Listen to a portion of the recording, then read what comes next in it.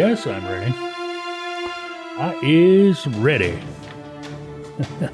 Hey, how you doing? Welcome to the Freight Broker TV podcast. My name is Mike. I'm your host. And important announcement to make today. I got a notification early this morning that the FBT Freight Broker TV podcast is now available on iHeart Radio. Is that what they're calling it? iHeart Radio? Let me look. Hope I don't mess something up doing this. Yes, iHeart Radio. So, if you've got the iHeart Radio app, you can find us.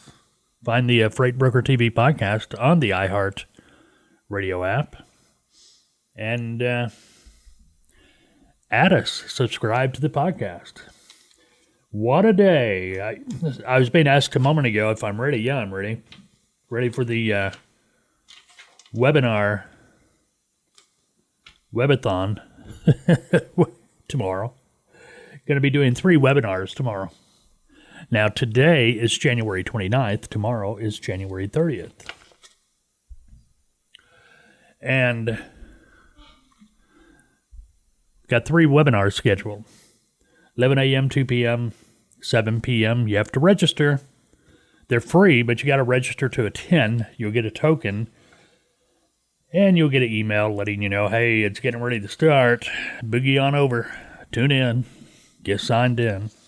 But anyway, the webinar is going to be focused on the transportation industry, obviously. I'm going to be talking about freight brokering, how to get started, what to expect, pay, number of other items as well. Now, to register, just go to our website, freightbrokertv.com. You'll see the register button there. They're all over the place. Click on it, register for the one that you want to attend. You only need to register for one. It's going to be the same information on all 3. We just have it scheduled 3 times to allow you the benefit of scheduling to attend the webinar that works best for your schedule. Make sense? All right, what else going on? Let's see. If you haven't subscribed for the FBTV newsletter, do so. You can go to freightbrokertv.com, subscribe to the newsletter there. Don't forget, we have the continuous broadcast going on as well. FBTV Radio. FBTV Radio. You're listening to FBTV Radio. What you get on the FBTV Radio, believe it or not, it's not the podcast. We do a live radio show every Friday, 10 a.m. Central Time, hosted by yours truly. We get together for about an hour. We talk about transportation issues and things affecting the industry, trucker stories, entertainment. We try to have a good time with it. But, if you're a driver, you're out there on the road, and, those miles, they just turn in just boring. A lot of people don't get this.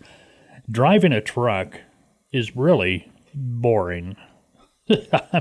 Except for a few moments when it's total chaos every once in a while, it's really boring. Because you're going down that road hundreds of miles a day, doing nothing, talking on the CB. You got cell phones now, at least you're able to call, other people and talk while you're going down the road. But you got the radio, or you got your phone, or your podcast, or whatever you want to listen to going down the road. And that's what it's for. The FBTV Radio's 24/7. What we're doing is airing the most recent FBTV Radio live broadcast, and we do that live every Friday morning, 10 a.m. But it starts replaying that same day as well, with the past broadcast we've done, as well as Morning Coffee. If you haven't got Morning Coffee yet, that's a new feature from FBTV. Every morning, around 6 a.m., we post it, a new morning coffee for that day. A couple of minutes where we're in the truck stop talking about a specific topic, obviously about transportation. They're about 2-3 minutes long. But these are podcasts. They're set up as a podcast, so you can subscribe to those. Just look for the FBTV Morning Coffee on your favorite podcast app. Now, this is not on iHeart yet. Not yet, but it will be. But, yeah, you're going to be able to find that and listen. It's on the website as well. Every day there's a new one up there. Matter of fact, I think we kind of probably need to do that different because we're kind of getting that squirreled up a little bit. Mid-America Trucking Show coming up. If you don't know by now, if you've listened to the radio, the podcast, seen the videos that we do, if you don't know about the Mid-America Trucking Show coming up in March,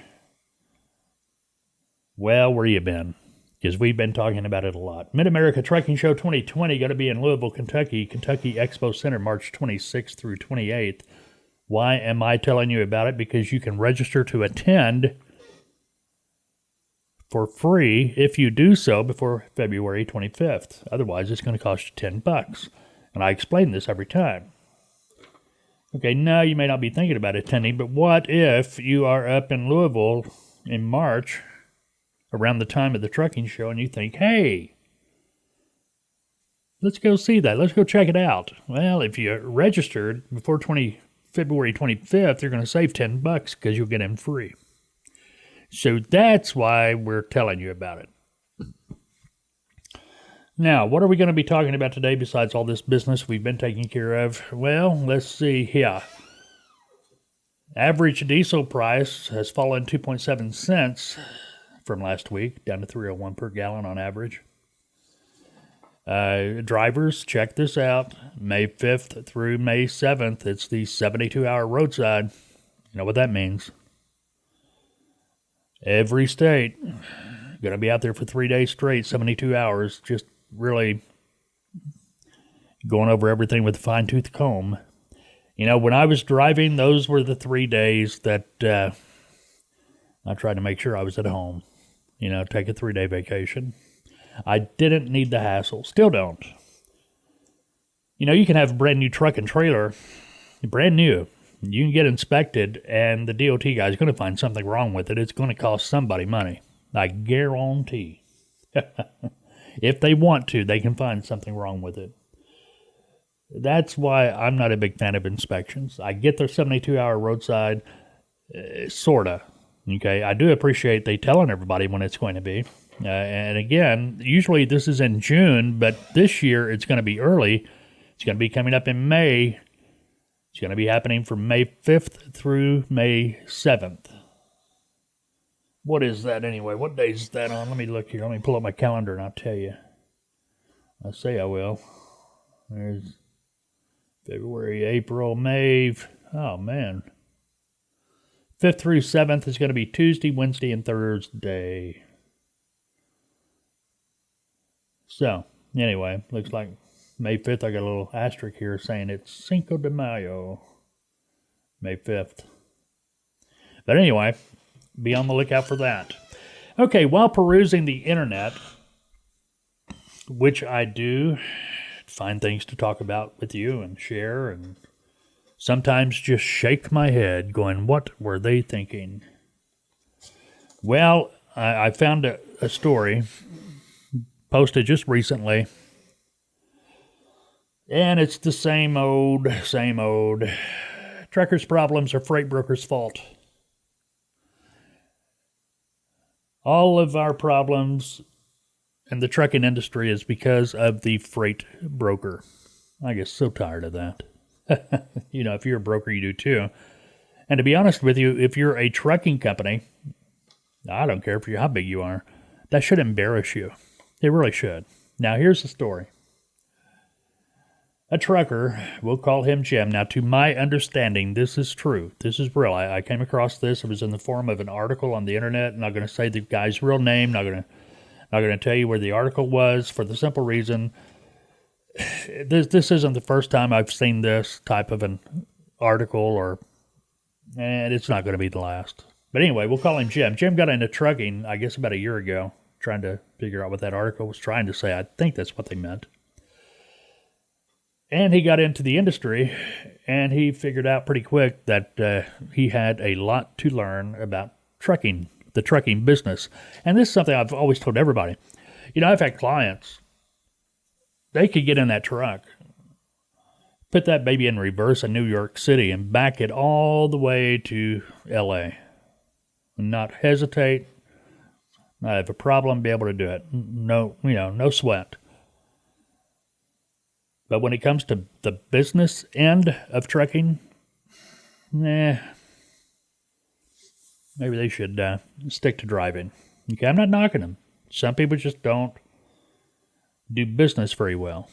And I have nothing against that. But if you're going to get into the business, if you're going to be on the business side of the trucking industry, it behooves you to learn about the business. Even in at Tautoa, we get clients occasionally people that call, no experience, none whatsoever in the transportation industry. They've heard about brokering from a friend. They decided they want to be a freight broker. They've done just enough digging, just enough research, educated them just enough to be dangerous. In other words, they want to get out here and start their own freight brokerage company, get their authority, start their own company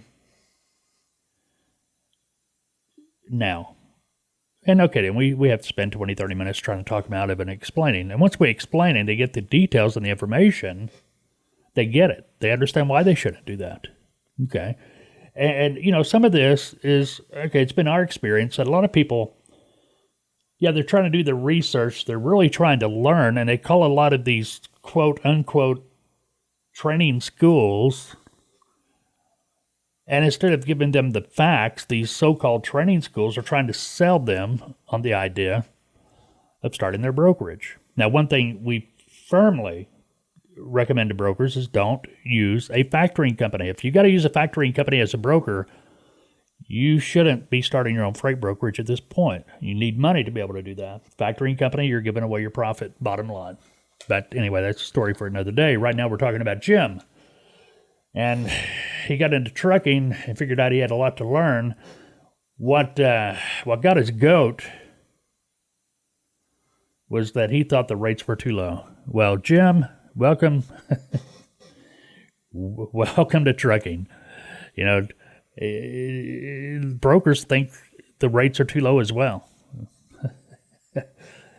Well, bottom line, he didn't feel like he was getting his fair share. What happened, Jim had taken a load from a broker that was paying him $500. When he went to pick up the load, he found out that the shipper was paying the broker $700. And that just really ticked Jim off. He thought that the broker was making too much off that load. I mean, considering Jim was doing all the work. Well, Jim, that's one way to look at it, I guess. But I'll get back to that in a minute. Story goes on. Really, blah, blah, blah, blah, blah. It becomes obvious Jim is lacking business and real industry knowledge. And not knocking him. Everybody's got to learn. And what I think is sad, that he's learning, he thinks he's doing something by going out here, starting up the press, telling his side of the story. But the truth be known, I'm embarrassed for him. Bottom line. Yes, rates should be more. I agree with you. Should that broker have paid him more than $500? No. If he agreed to move the load for $500, then he found out the broker was getting $700. That's not the broker's fault. That's Jim's fault. He agreed to move the load for $500. This is almost, we could go to the Bible on this stuff, but I'm not going there. But come on, man. You agreed to move the load for that amount of money, which, to his credit, I'm sure he did. I didn't see anywhere in the story where he walked away from it. But don't be sitting here whining that the broker made too much. No. See, what a lot of people don't understand when it comes on the carrier side, or when they got this mentality, and usually it's a small trucking company that has this, that they have this thought process that the broker's doing nothing but screwing them. And that's so far from the truth, it's not even funny. That's not to say there aren't bad brokers. Yes, I will be the first one to step up to the plate and say there are definitely bad brokers. Definitely bad brokers. They'll lie through their teeth. I never understood that. Why does a broker lie to a trucking company or a driver about a load when that broker knows that the truth is going to come out within 72 to 96 hours? When that load, it will come out and the phone's going to ring. There's going to be somebody on the other end that is really ticked off and you're going to have to deal with it. Why would you want to do that to yourself? I don't get that. But anyway, yes, there are bad brokers. But when it comes to a business deal is a business deal. If you chose to do it for $500, you have you've got no right. Well, you've got a right to complain, but the thing is it comes back on you. You're the one that said you'd do it for the rate that the broker was paying. Now, let's start here. Jim's looking at the work he had to do. Okay, $500 load. He's going to pick it up today, probably deliver it that afternoon or maybe even tomorrow at the latest. I mean, it's going to be, we know that load's not going very far. Okay, bottom line, just by the rate it's paying. So he's going to be 24 hours under that load. For that broker to be able to get that customer, to establish that customer, build a relationship so that broker was able to start working with that customer, getting loads to be able to offer to trucking companies. He may have been working with that customer for months. Jim is benefiting for the work he's doing for that one load. Okay, now fair, not fair, that's neither here nor there, but the thing is, first and foremost, is it's not the job of the broker to make Jim money. A broker's a business. The shipper is a business. The trucking company is a business. Each business is responsible for making their own money. Now, let's take this on a little bit further. In order for a trucking company to be profitable, and Jim's not his real name, obviously, but if he hears this broadcast, maybe it'll help him, or maybe, without getting mad at me, hopefully you'll listen to the whole story here, or the whole podcast, and get an idea of what I'm talking about. I'm not trying to upset anybody. This is just truth. Okay. A broker is there to assist a trucking company in relocating their equipment to where they have a customer or where they need their equipment to be it a driver needing to get home, but usually it's customer base, where their customer is. A broker should be used for a backhaul. Now, I got into this discussion. I may have talked about it on an earlier podcast or something. But, I don't know, 10 years ago, I was up in Fayetteville at Bike, Blues, and Barbecue, and I was sitting in the beer garden. Nice day. It was October. If you're familiar with Fayetteville and Bikes, Blues, and Barbecue, you know what I'm talking about. But the beer garden, what they called it, was just a patio with tables all around. And a big table. It was a community table. I sat down, and me and this one guy, we started talking. And he goes, what do you do? What do you do for a living? I said, well, I'm a transportation logistics consultant. He goes, trucking? I go, yeah. He goes, yeah, I'm a driver. And I thought, oh boy, here we go. Here we go. And the conversation went that way. He goes, well, tell me, what do you think? Do you think there are such things as backhauls? And I told him, yeah, obviously there's backhauls are real. A backhaul for the trucking company is real. No, I disagree. That's what he told me. He disagreed. He had heard on the radio, for one of these overnight radio trucking shows, that there was no such thing as a backhaul, and he agreed with it. He said every load's a head haul for a truck. Well, that's wrong. That is just flat out wrong. If you're a trucking company and you don't have a customer base, well, you should not be in trucking. Not yet. Build that customer base. Now, how do you build a customer base? You start making contacts. You start explaining to people what you plan on doing. You want to have a customer base, and depending on the size of your trucking company. You don't want to just go out here, keep your fingers crossed, hope for the best, and that you're going to be the exception. That never works. Now, I've told this story to a lot of people, but here's what usually happens in trucking. You start out as a driver, a company driver. Okay, you have ambition. You decide you want to be an owner-operator, but you don't want to buy a truck. You're scared to go out here and try to buy a truck. You don't know that much about the industry. But the company you work for has a lease purchase program. So you purchase a truck through that lease purchase program. All right? Everything's dandy. Man, you're happy. You are an owner-operator, and then one day you get ticked off and you quit, and you have no more truck because the truck's not going with you. Since you had not paid it off or finished your lease purchase, the truck's staying with the company, and all that money you've paid into it, well, trucking company's going, thank you so much. Now, granted, you were making extra money along that time, and hopefully you didn't have that many expenses, but you probably did. You probably learned like the rest of us, anytime your truck breaks down, it's going to cost you $1,000 plus. So at least you learned through that experience you had to have a reserve. Now, what happens, you don't want to ever have that happen to you again, so you decide, well, I'm going to go to one of these used truck lots, or I'm going to buy me a brand new truck, and then I'll lease that onto a trucking company. If I get mad and quit again, I'll take my truck with me. Okay, that's a good idea. That's usually how it works. So you go out here, you buy a truck, you find out pretty easily it's real easy to buy a truck. They can't get you in the door fast enough, can't get you to sign on the dotted line fast enough. You take on that $1,000, $1,500, $2,000 a month payment. And boom, you got a truck, you leased it on. Within a week, you're out on the road in your bright and shiny new truck.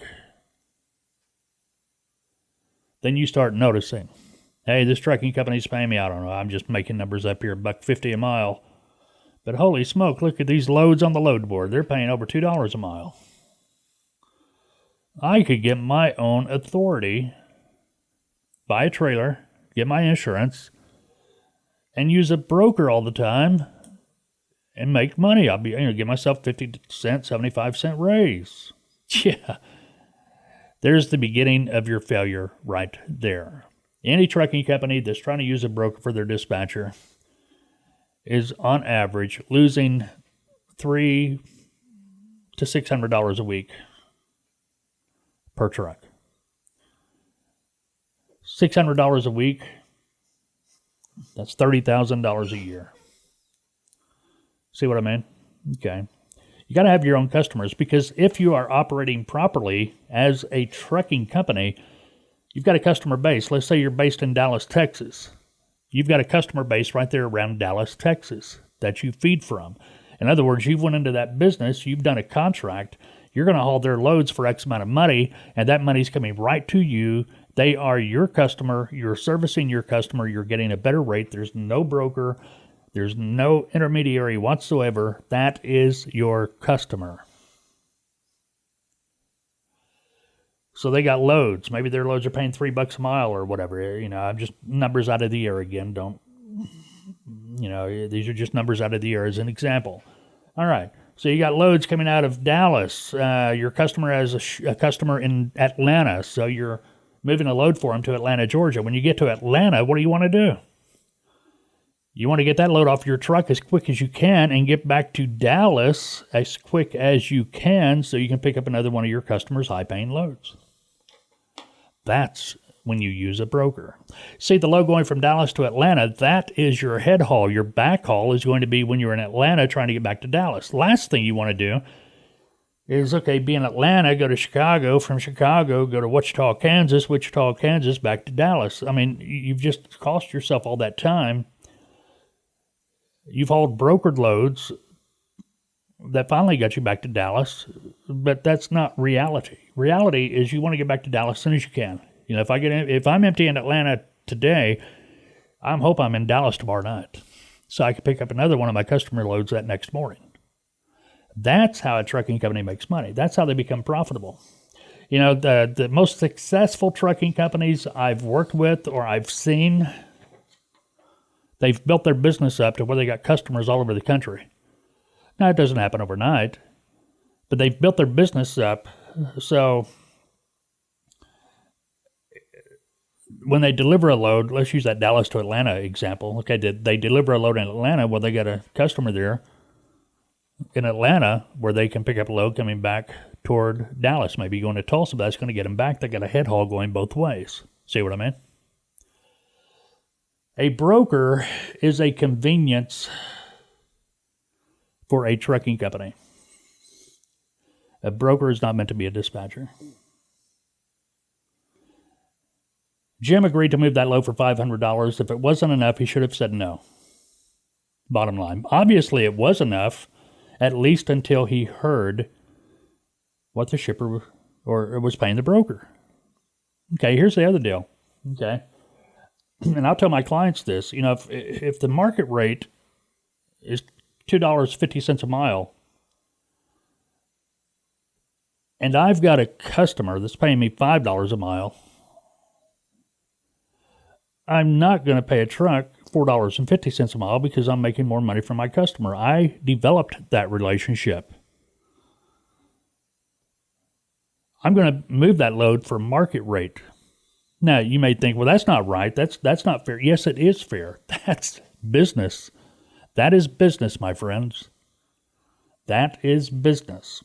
And I understand if you're on the trucking side of that argument, well, that's not fair. I get where you're coming from, but no, you've got to go out there and get your own customer. A broker's getting his own customer. He's out there beating on doors, making phone calls, doing what he's got to do to build that relationship. I've got one client started his brokerage from scratch, kind of felt his way along, but he was able to build it up to where he's got enough business now and he's got people working for him. All he does now is fly around the country visiting current customers and potential customers, takes them out to eat, wines and dines them, gets more freight, building that relationship. So, are you doing that, Mr. Trucking Company? Oh, I know, you're small. You're a small trucking company. Well, you've got to figure out how to do it. You got to make it work for you. You see what I'm saying? The money's out there. You just got to find it and make it work for you. And if you don't know how to find it, you can learn how to find it. You learn how to drive a truck. Learn the business end of the business. Learn the business end of transportation. Now, another misconception is brokers don't set the rates trucks do, except for the so-called, they call themselves volume brokers. That's a story for another day. We'll get into it. Matter of fact, I think I've talked about it before, but still, it's not the point today. This is what I'm saying. Jim took the load for $500. Okay. Now, let's say Jim would not take that load for $500. He kept on telling the broker, no, man, I've got to have at least $700 or $800 to move that load. Now, I'm just saying, if he did that, the broker would have to go back to that customer and say, hey, the truck's not going to touch it for less than, and he's going to mark it up. If Jim was hard on $700, well, the broker's going to go back and say, man, he's not, I need to have $1,000 to get this load moved. That's how the rates go up. The trucks set the rate. The shipper is paying according to the market. And if the market says $700, that's all the shipper's going to pay. And Jim took the load for $500. He agreed to it. And like I said a minute ago, it's fine until he found out that the broker was getting $7. Then he got upset about it. Now, a broker, when it comes to negotiation, this is negotiation 101. A broker isn't going to start at the highest rate they're going to pay for the load. Generally, keep in mind that a broker wants to make a minimum of 10%, unless you're a volume broker, and that's just idiot talk, okay? A broker wants to make 10%. They need to make 10% to be profitable. So in this case, the shipper paid $700.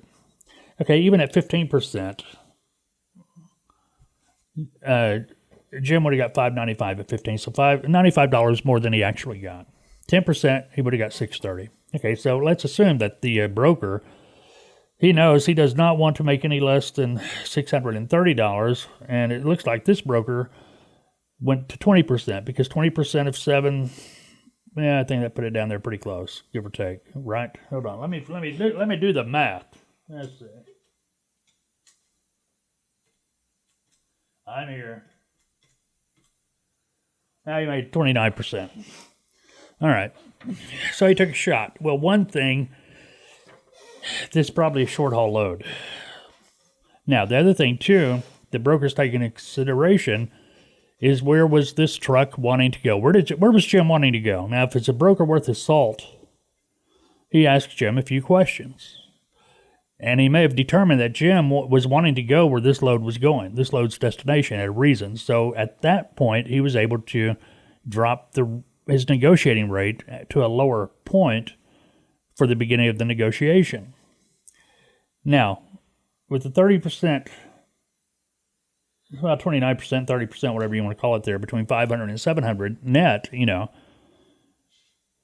it almost sounds to me that the broker started at 500, probably ready to pay more because he knows the truck is going to negotiate, but Jim just said, okay, no negotiation whatsoever. If this broker would have started at 300 or 400 and Jim had to negotiate him up to 500, okay, he should have kept going. It's knowing how to negotiate, okay, bottom line. To be honest with you, I don't see $500 being a bad rate. Now, for this load, I assume it's a load that's just going a few hundred miles, a couple of hundred maybe. Could be going more, but there's not enough information about the load where I found this the article. Not showing where it's picking up, where it's going. I will say this, it sounded like it was a hot shot load. So there you have a little bit more reason that the load may have been paying a little bit, the 500 would have been reasonable. I don't know. Don't know, have all the details. But I see nothing wrong with what this broker did. I hear Jim being upset because he's not making enough money. And the reason he's not making enough money is because, well, he doesn't quite have the experience. He doesn't know how to negotiate. He doesn't understand the industry. The broker is not Jim's problem. Jim not really knowing the business end of the industry is the problem here. Okay? All right. I know I probably ruffled some feathers on that. But, be mad at me. But go back and listen again. I think it'll make sense. Once you calm down a little bit. One of the biggest things I have, or issues I have, or problems I have when I have a new client, and for those of you who don't know, I'm a consultant with Daltoa Transportation Logistics Consulting Firm. And we train and consult freight brokers, freight broker agents and such. But whenever I get a client that's been a driver, owner-operator, small trucking company owner, I explain to them up front, I'm going to tick you off probably, but you got to put yourself, you just got to, you've got to understand, you got to separate the two. As a trucking company or the trucking side of the business is thinking one way, the freight broker side of the business another. You got to separate the two. Bottom line, it is not you, the broker, it is not your responsibility to make the trucking company money, like I said a moment ago. That is on the trucking company. You're the intermediary. Okay? All right, fantastic. All right, don't forget tomorrow, we have tomorrow being Thursday, January 30th. Got the webinar. If you haven't signed up, last day to do it. Got to get signed up for that, registered. You go to our website, freightbrokertv.com, to schedule the webinar you want to attend. You get a token, and you will be able to attend that webinar. All right, it is January 29th, and how's the weather here today? I got a boat, and last 1 week ago today it snowed. We had a half an inch of snow, and it shut down the whole city. Yeah, it looks like they're talking 71 here on Sunday. That might be the day the boat gets wet. Anyway, hey, go have a good Wednesday.